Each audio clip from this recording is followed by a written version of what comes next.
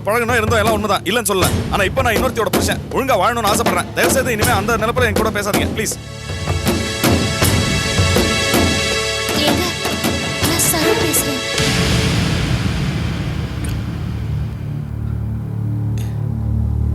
நீங்க உடனே வீட்டுக்கு வரீங்களா? நீங்க எல்லாமே எனக்கு ஒரு மாதிரியா இருக்கு. நான் இன்னும் சாப்பிடாம உட்கார்ந்திருக்கேன்.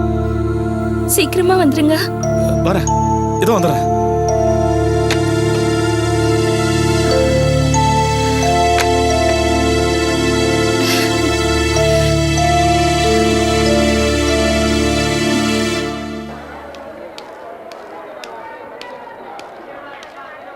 அண்ணே அண்ணே ஒரு நிமிஷம். என்னமோ வள்ளுன்னு வேண்ட, இப்போ அண்ணன் போடுற, என்ன வேணும் சொல்லு. மன்னிச்சுக்குங்க, நான் ஏதோ டென்ஷனில் இருந்தேன், அதான் அப்படி பேசிட்டேன். வேற ஒன்றும் இல்லை, செல்வத்தை போய் வர சொல்லணும். நான் கூட போய் கூப்பிட்டு வந்துடுவேன். அவனை உட்கார வச்சுட்டு நான் போகணும். எனக்கு லோடு வர நேரம், அதான். அவனுக்கு ஏதோ தலைவலின்னு சொன்னேன், அது நேரம் சரியாக இருக்கும். நீங்கள் போய் கூப்பிட்டு வர முடியுமா? தப்பாக நினச்சிக்காத. இன்னைக்கு என் கடைக்கு 2 லோடு சரக்கு வருது, அதான் என்னால் போக முடியாது.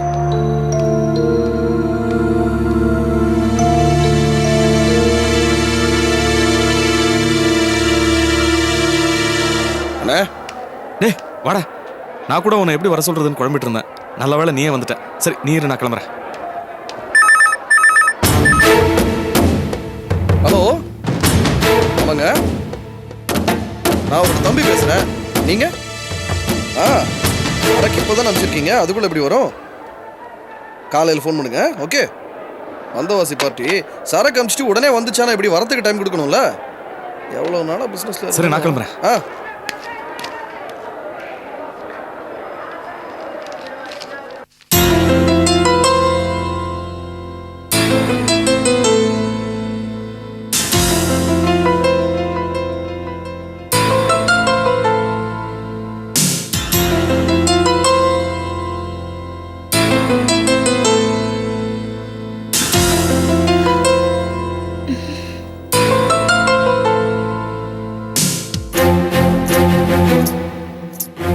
வாங்க, கை கால்லாம் கழுவிட்டு வாங்க, சாப்பிடலாம்.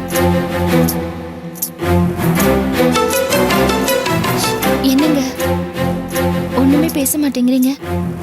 வாங்க சாப்பிடலாம்.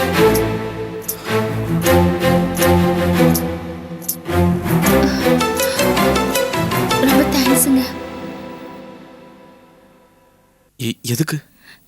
எந்த பொண்ணுக்கும் கிடைக்காத பாக்கியம் எனக்கு கிடைச்சிருக்கு. இல்ல இல்ல இல்ல, நீங்க எதுவும் சொல்ல வேண்டாம். தாலி கட்டினதுக்கு அப்புறம் தான் நீங்க எனக்கு புருஷன். அதுக்கு முன்னாடி நீங்க தனி மனுஷன். அப்ப இருந்த சுதந்திரத்துல நீங்க நீங்க என்ன செஞ்சிருந்தாலும் அத பத்தி எனக்கு கவலையே இல்லை. இன்னைக்கு நீங்க போன்ல பேசினதை கேட்ட உடனே எனக்கு ரொம்ப சந்தோஷமாயிடுச்சுங்க. உங்க மனசுல இருக்கிற ஏன் ஸ்தானத்தை நீங்க யாருக்காகவும் விட்டு கொடுக்க மாட்டீங்கன்னு உங்க பேச்சாலே எனக்கு நம்பிக்கை வந்துருச்சுங்க. உங்க மனசுல எப்பவுமே நான் தான் இருப்பேன்னு எனக்கு நல்லா புரிஞ்சிருச்சுங்க.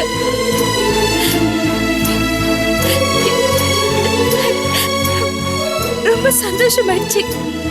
அந்த அந்த சந்தோஷத்தால இருந்த கவலையெல்லாம் காணாம போயிடுச்சுங்க.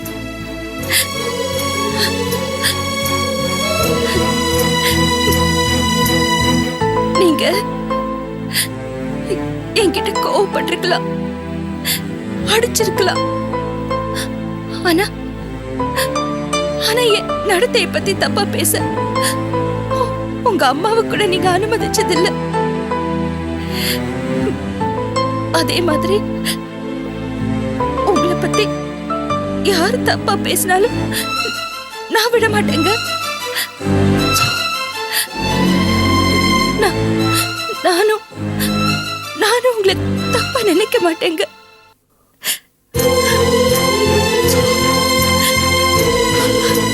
ரொம்ப சந்தோஷமா இருக்கு நீ பேசுங்கல்ல.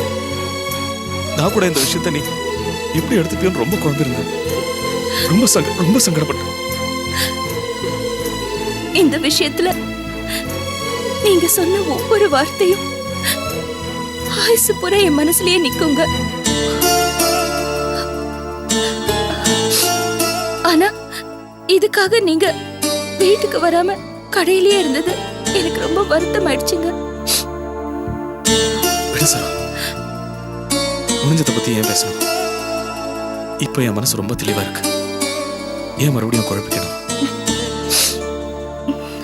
வாங்க. பிள்ளை ஏண்டி நீ அனுப்பிச்சு வச்ச? எங்க என்னடி உனக்கு அவ்வளவு திமிரு ராஸ்கல்? ஏய் உன்னையோட உன சொல்ல விடுங்க. எவ்வளவு திமிரு இருந்தா என்னடி கேக்குற நீ? ரம்யா, விடுங்க. என்ன சார் நீங்க? விடுங்க. விடுங்க சார். ஹலோ, விடுங்க. ஆறடி உன்னை என்னோட ரம்யா, காதை ஐயோ, போடா. ரம்யா, திமிரு ரம்யா, இருந்தா என்னாச்சு ரம்யா? ஒண்ணே இல்ல விஷயம். சரியா சார் ஓட்டணும். ராஸ்கல் என்ன ரம்யா, என்னாச்சு?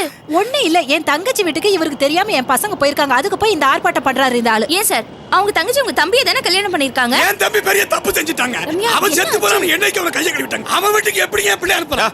அதுக்கு காலையில இருந்து ராத்திரி வரைக்கும் அடிச்சுட்டே இருப்பியா? விடுங்க சார். இல்லையா? ஆட்டானா உங்கள மேல கை வைக்கிற அசிங்கமா இல்ல?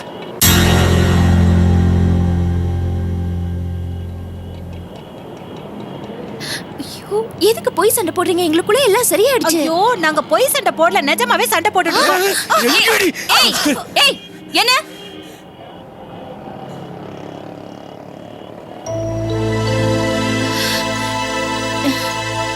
என்னாச்சு? இந்த ஆளு எப்பவுமே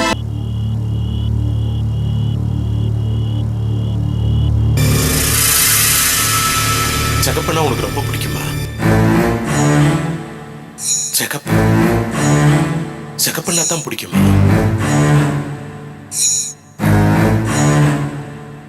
செகப் செகப் செகப்னா தான் பிடிக்குமா?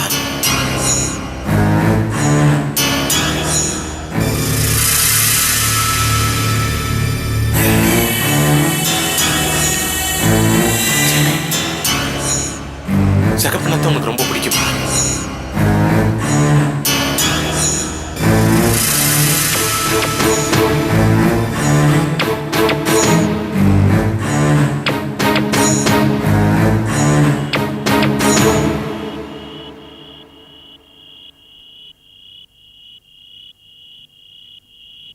என்னங்க, அவன் திருந்தவே இல்லைங்க. கல்யாணம்னு ஆசைப்படுறானே, வரப்பொருளுக்காக ஆசை ஆசையா ஒவ்வொன்னா வாங்கி வைக்கிறானேன்னு நான் ரொம்ப நம்பிக்கையோட இருந்தேங்க. நானும் தான் இதெல்லாம் வாங்கி வச்சதை பார்த்து சந்தோஷப்பட்டேன். மாறி இருப்பான்னு நினைச்சேன். இல்லைங்க, அவன் மாறவே இல்லைங்க. பைத்தியம் பிடிச்சவ மாதிரி தனியாவே நின்னுட்டு புலம்பிக்கிட்டு இருக்கிறாங்க. ஜாதக தோசைன்னு சொன்னேன், நேரம் சரியில்லைன்னு சொன்னேன், கோயிலா சுத்துனேன், மௌன விரதம் இருந்தோம். எதுக்காக? எல்லாம் இவனுக்காக தானே. இவன் விஷயத்துல கடவுள் கூட கண்ணை திறக்கலைங்க. இவனும் கஷ்டப்பட்டு அந்த பொண்ணையும் கஷ்டப்படுத்திக்கிட்டு இருக்கிறாங்க. எனக்கு ரொம்ப பயமா இருக்குங்க. இங்க பாரு, நீ ஒன்றும் பயப்படாத. எனக்கு இன்னும் ஒரு விஷயத்துல நம்பிக்கை இருக்கு. என்ன சொல்றீங்க?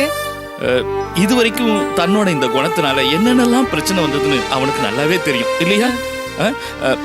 அது கொஞ்சம் முன்ன பின்ன ஆனாலும் அவன் சரியாயிடுவான். இது பாரு, அவன் ஒன்றும் பைத்தியம் இல்லை, ஒரு சின்ன குணக்கேடு, அவ்வளவுதான். ஏமா, எந்த ஒரு மனுஷனும் ஒரு தடவை பட்டதுக்கு அப்புறம் மறுபடியும் அந்த தப்பை பண்ண மாட்டான். ஆமா. ஆனா இவன் இப்படியே புலம்பிக்கிட்டு இருக்கானேங்க. இந்த பார், எல்லாம் மெல்ல மெல்ல சரியாயிடும். நீ ஒண்ணு இந்த மாதிரி புலம்பிக்கிட்டு இருக்காத. நீ முக்கியமா செய்ய வேண்டியது என்னன்னா, இந்த மாதிரி எதுவும் உளறி வைக்காத, புரியுதா? பாவம் லீலா ரொம்ப நல்ல பொண்ணா இருக்கா. இதெல்லாம் அந்த பொண்ணால தாங்க முடியாதுமா. இத பார், அவளை நம்ம பெத்த பொண்ணு மாதிரி ரொம்ப ஜாக்கிரதையா பாத்துக்கணும், புரிஞ்சுதா? படு.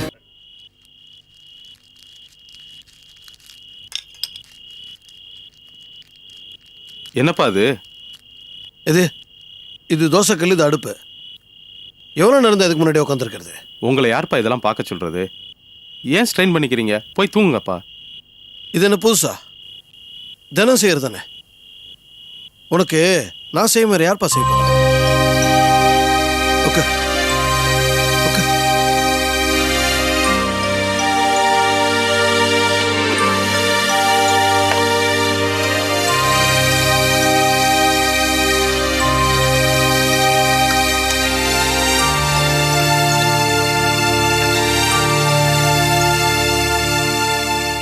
அப்பா போதும்ப்பா, வேணாம், போதும் போதும்.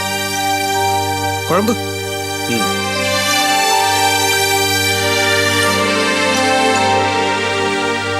நீங்க சாப்பிட்டீங்களா? சாப்பிட்டேன். நீ சாப்பிட்ட?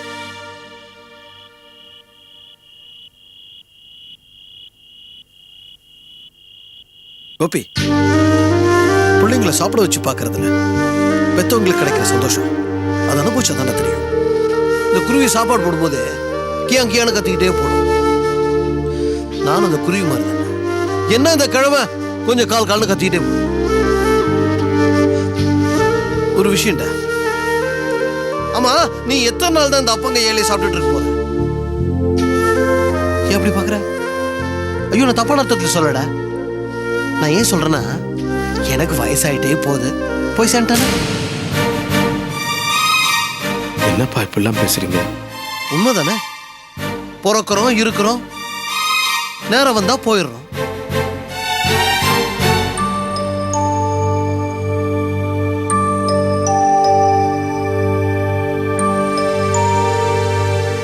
சாரிப்பா. என்னத்துக்கு அப்ப முழுக்குள்ள சாரி? ஆமா, எதுக்கு சாரி? என்னால தானே இன்னைக்கு அன்னிக்கிட்ட திட்டு வாங்குனீங்க. உங்க அண்ணி பேசுனது வருத்தமே கிடையாது. தப்பு என் பேர்ல இருக்குல்ல. ஏன்பா, புருஷன் முன்னாடி 2 பேர் உள்ள பேசிட்டு இருக்கும்போது நான் வெளில நின்று ஓட்டு கேட்கறது அநாகரிகம் தானே? என்ன உன்னை பத்தி, உன் பொண்டாட்டியை பத்தி பேசும்போது தாங்கிக்க முடியலடா. உங்க அண்ணி உன்னை பத்தி, விஜய பத்தி சொன்னது கூட உண்மையா இருக்குமோன்னு தோணுது. என்னப்பா சொல்றீங்க? டேய், மறைக்காம சொல்ல. உனக்கு விஜய்க்கு நடுவில் ஏதாவது பிரச்சனையா? சச்சா, அப்படிலாம் எதுவும் இல்லப்பா. என்னப்பா மற்றவங்க தான் ஏதோ வீணா கற்பனை பண்ணிட்டு இருக்காங்கன்னா நீங்களுமா? அப்பா, எனக்கு மட்டுமே தோணுதுன்னா தப்பு, மற்றவங்களுக்கு மட்டுமே தோணுதுன்னா அதுவும் தப்பு. ஆனா எனக்கும் தோணி மற்றவங்களுக்கும் தோணுதுன்னா அதுல என்னமோ இருக்குன்னு தானே அர்த்தம்.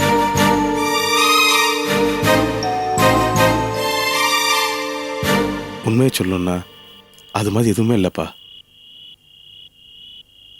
டேய், திரும்ப திரும்ப கேட்கறேன்னு தப்பா நினைக்காத.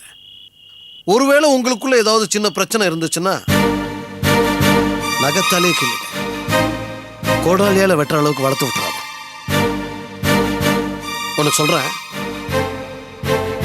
எந்த உண்மையும் ரொம்ப நாளைக்கு மூடி மூடி மூடி மறைச்சு வைக்க முடியாது, உனக்கே தெரியும். எதப்பா சொல்றீங்க? உன் குழந்தைய கல்யாணத்துல வந்த பிரச்சனை, அந்த கல்யாணம் நின்னது, அதனால உன் கல்யாணம் தள்ளி போனது, இதெல்லாம் என்கிட்ட இருந்து மறைச்சியா இல்லையா? ஏன்டா நான் என்ன அந்நியனாடா? என்கிட்ட மனசு விட்டு நீ பேசவே மாட்டியா? சரி, பழச விடு. விஜய்க்கு உனக்கு நடுவில் பிரச்சனை இல்லைன்னு நீ சொல்ற, அதை நான் நம்புறேன். உனக்கு திருப்தியா? சரி, நடக்கிறது நடக்கட்டும். ஆனா ஒண்ணு சொல்றேன், டேய், நான் உனக்கு அப்பா மட்டும் இல்லடா, உன்னோட உயிர் நண்பன்.